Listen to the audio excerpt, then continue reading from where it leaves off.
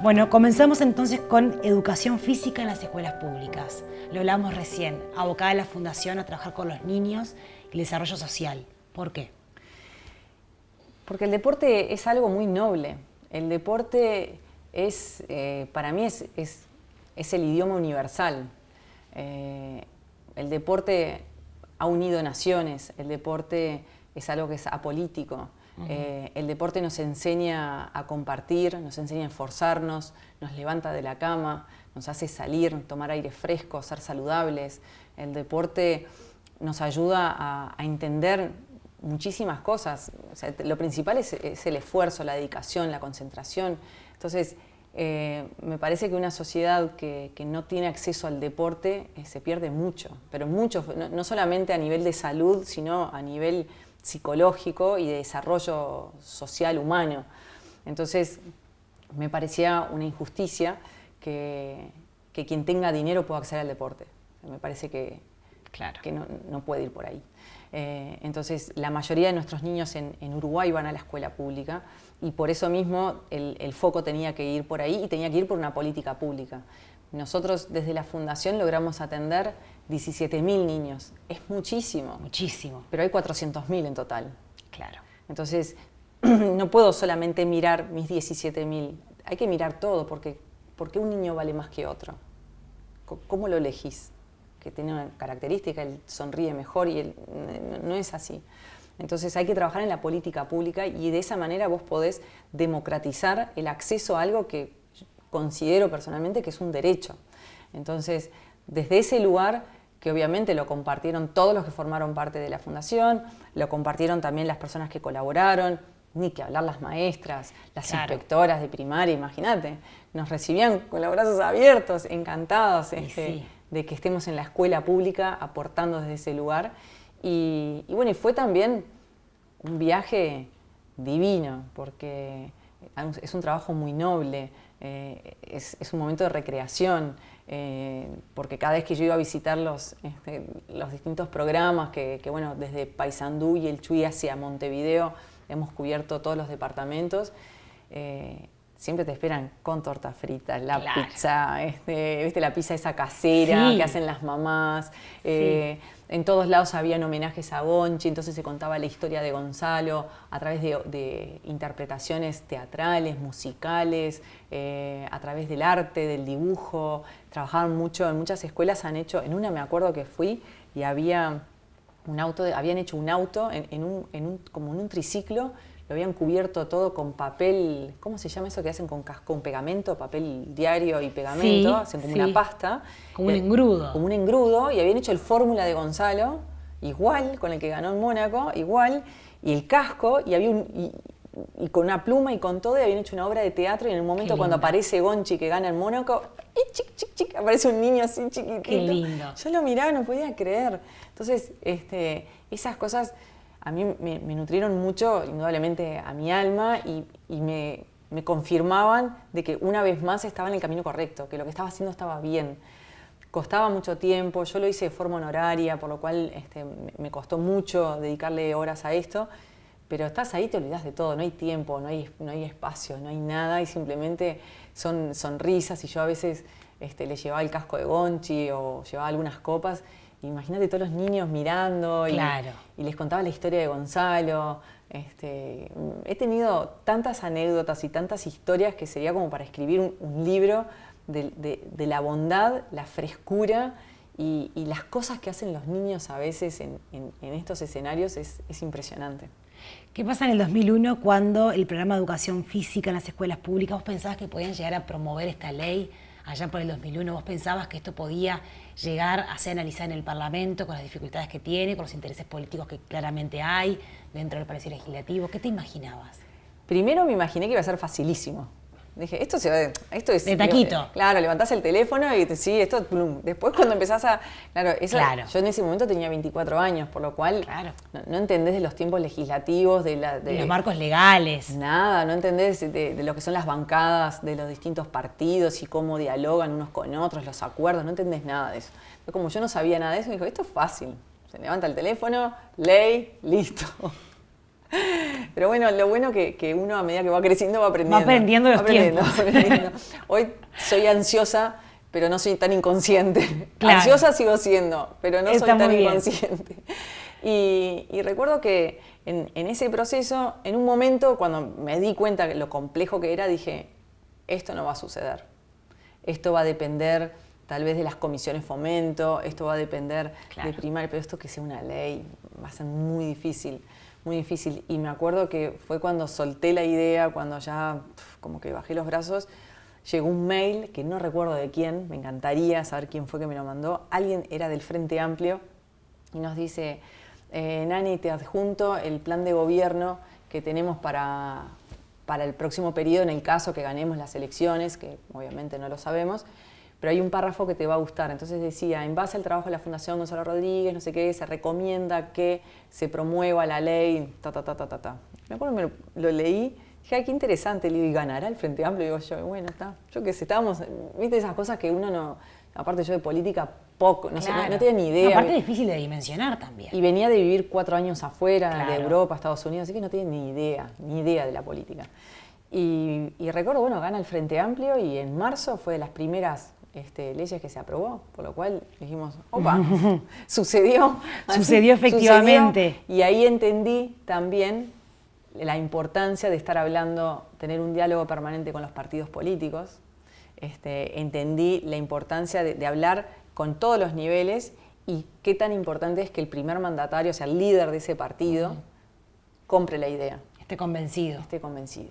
Si el primer mandatario no está convencido, es difícil que algo suceda, por lo menos con la inmediatez y tan rápido como pasó con el caso del deporte en las escuelas. ¿Qué enseñanza te ha dejado todo esto, la enseñanza? Recién me decías, fuiste al interior, un niño había hecho un auto con cartón, con boligoma, con cascola, seguramente durante días y noches con su mamá y su familia creándolo. ¿Qué enseñanza te ha dejado todo esto y qué te ha devuelto a ti justamente después ver esta ley ya en funcionamiento y que todos los niños de todo el Uruguay tienen educación física? Mira, lo primero, que no es tanto una enseñanza, sino una observación, y es que la enseñanza pública necesita más, necesita mucho más. Necesita más. Yo puedo ver la diferencia entre los colegios privados y la escuela pública, y los niños que van a la escuela pública les falta más actividades, les falta idiomas, les falta cosas. Las están poniendo, pero indudablemente no es algo sencillo, porque la educación pesa, porque la mayoría de los niños están en la educación pública, porque el presupuesto es enorme y no estamos hablando de cosas que son baratas. Claro. Pero el acceso a las artes, ya sea música, pintura, deporte, todas las actividades complementarias, equipamientos, materiales, calefacción, limpieza, yo qué sé, un montón de cosas que vos ves muy dispar de una escuela a otra, o de repente ves una escuela que hay una carretera que la atraviesa y ves una escuela está de un lado, tenés la ruta nacional y del otro lado está el pueblo. La ciudad, claro. La ciudad, entonces esos niños tienen que cruzar todo el tiempo, entonces muchas veces los papás no están porque obviamente tienen que ir a trabajar muy temprano, la gente de afuera trabaja muy temprano, entonces esos niños de repente tienen que cruzar solos y ahí empezás a ver un montón de cosas que la ves cuando empezás a recorrer el litoral. Y bueno, la primer conclusión que saqué de esa aventura es qué suerte que hicimos algo para aportar acá. Qué suerte que logramos contribuir en algo. Se necesita mucho más. Así que eso por un lado. Por otro lado, me llevó una grata sorpresa del involucramiento que hay en las escuelas públicas y especialmente en el interior de los vecinos, los padres de la comunidad, cómo toma a la escuela como un centro. Y las directoras son como unas campeonas, ¿no? Que hacen de todo. Eso también me asombró mucho, me gustó mucho. No es tanto una administradora, sino es como una gran mamá. Es como mamá gallina. Es una onda así, eso yo lo vi así, me encantó. Me gustó mucho también la articulación con los inspectores. El rol del inspector no lo conocía, no me lo imaginaba y me encantó, porque es el que indudablemente genera esa transición. Sí, va articulando. Es el que articula de lo que hay, de los pies en la tierra, de lo que está pasando en el día a día, con toda la estructura macro de lo que es una institución a nivel nacional.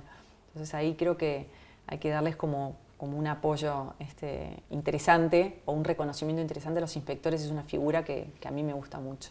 Siguiendo con la educación física, el impacto que ha tenido, recién vos hablabas de cifras de 400.000 niños, hablemos un poco de los números, del impacto que esto ha generado en todo el país. Y sí, cuando nosotros trabajamos con 17.000 niños y después se logra una ley, el impacto es a toda la población de la educación primaria, que en Uruguay son 400.000 niños, estamos hablando tenemos 3.400.000 personas más o menos en Uruguay.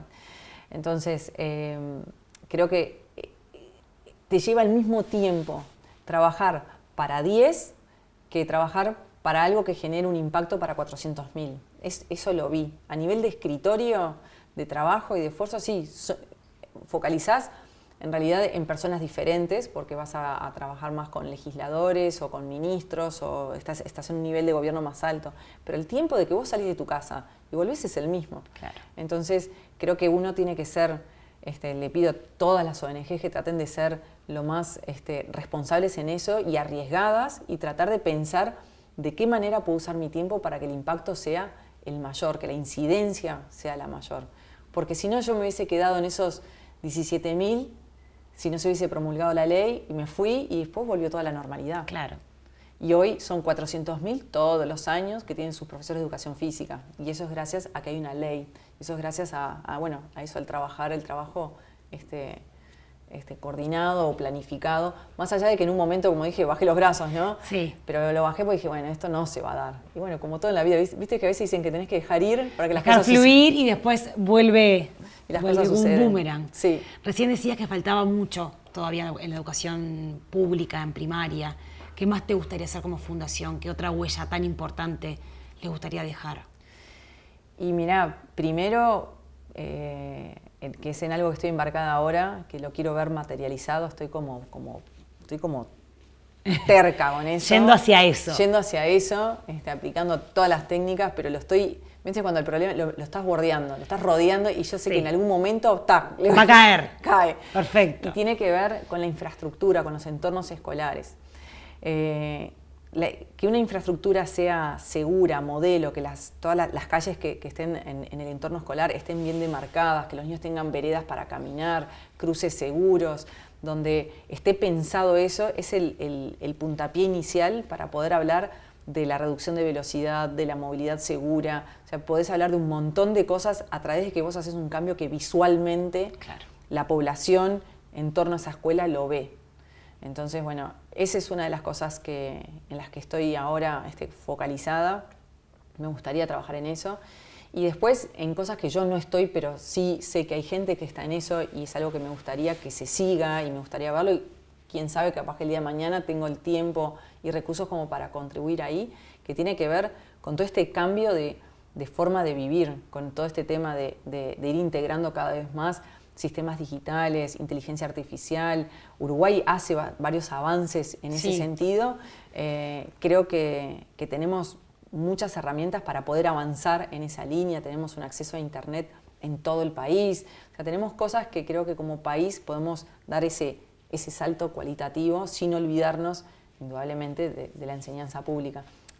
Está sucediendo. Me gustaría verlo más rápido. Y me gustaría que Uruguay, por ejemplo, sea uno de los países insignia de la región. Pioneros. Pioneros en esto, o destacados en esto, o referentes en esto, y yo creo que Uruguay puede hacerlo. Es por el tamaño, por el acceso a la conectividad, o sea, hay un montón de cosas que creo que podemos avanzar ahí. Bien, muchas gracias.